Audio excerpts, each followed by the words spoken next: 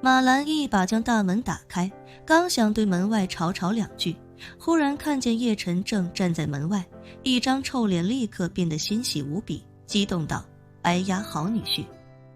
你这是啥时候回来的？怎么没听你打个招呼啊？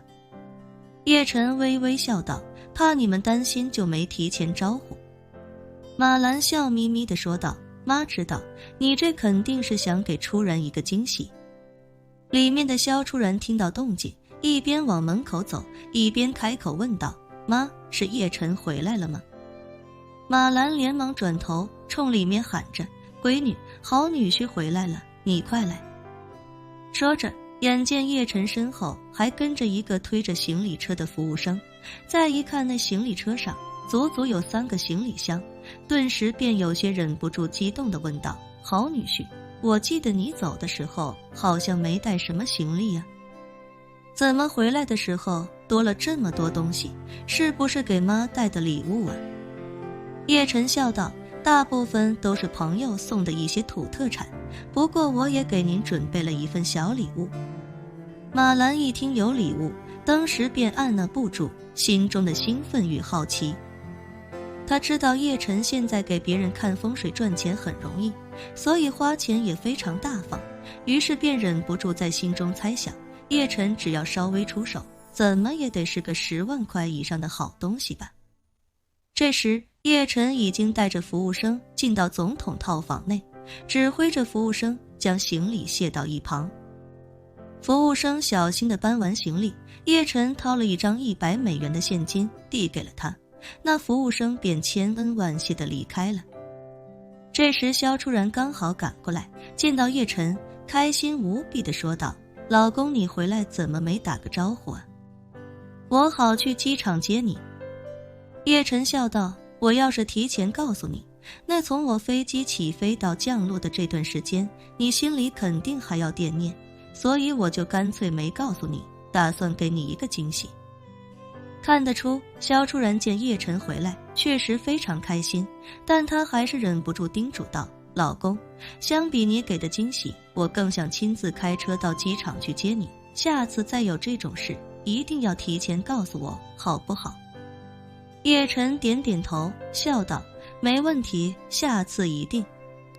说着，叶晨便从自己的小行李箱里取出了在港岛买来的那2条项链，将2个首饰盒分别递给了萧初然和马兰，笑着说道：初然，妈，这是在港岛给你们买的一点小礼物，你们打开看看。马兰一听这话，不假思索的便连忙伸手接了过去。眼见包装盒上是宝格丽的 logo， 他只意识到这东西肯定不便宜，于是便开心不已地说道：哎呀，还是我的好女婿最好啊，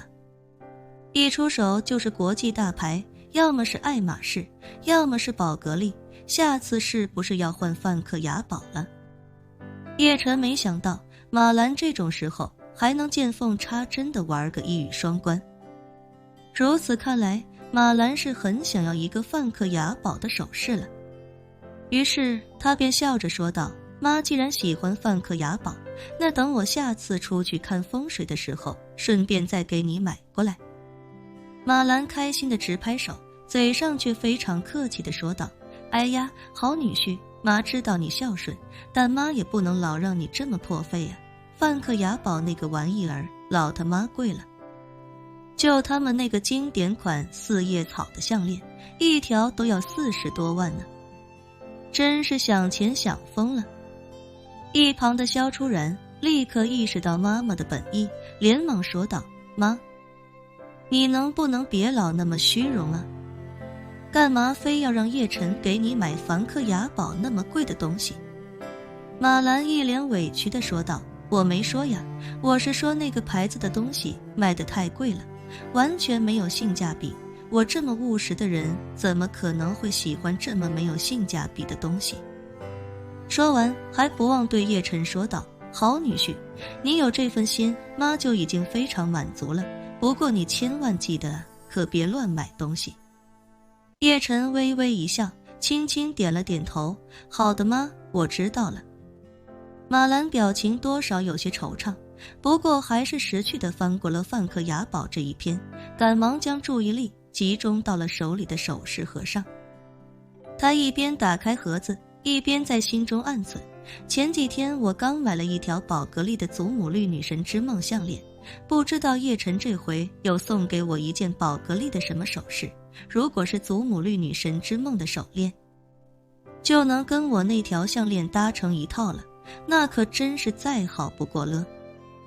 心里如此想着他，便欢天喜地地将盒子打开。紧接着映入他眼帘的那件事物让他整个人为之一愣。马兰看着首饰盒中静静躺着的那串很是眼熟的项链，忍不住道：这不是祖母绿女神之梦的项链吗？看到这条项链的那一刻，马兰的内心是十分失望的。毕竟这款项链他来美国之前才刚刚买了一条一模一样的，所以在收到这样的礼物，心里自然有些郁闷。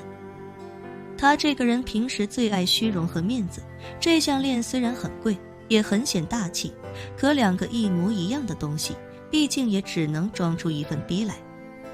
今天戴这一条，明天戴那一条，在别人眼里2天戴的都是同一条。可项链这个东西又不可能在脖子上一次挂上2条，所以在他眼里，叶晨送他的这条项链基本等于没送。此时的叶晨已经将他眼底那隐藏不住的失望尽收眼底，于是他便故作惊讶地问道：妈，你对这些这么了解啊？这名字我可是记了一路都没记住。马兰讪笑道：嗨，我这不也是瞎研究吗？说着他很是认真地继续道：哎呦，你们俩是不知道，就那个钱红艳啊，穷得连饭都快吃不上了，还天天拉着我去逛这些奢侈品店。说实话，要不是因为他老在我耳边耳濡目染，我也不可能记得住那么多品牌。萧初然忙问：妈，你又跟钱红艳玩到一块儿去了？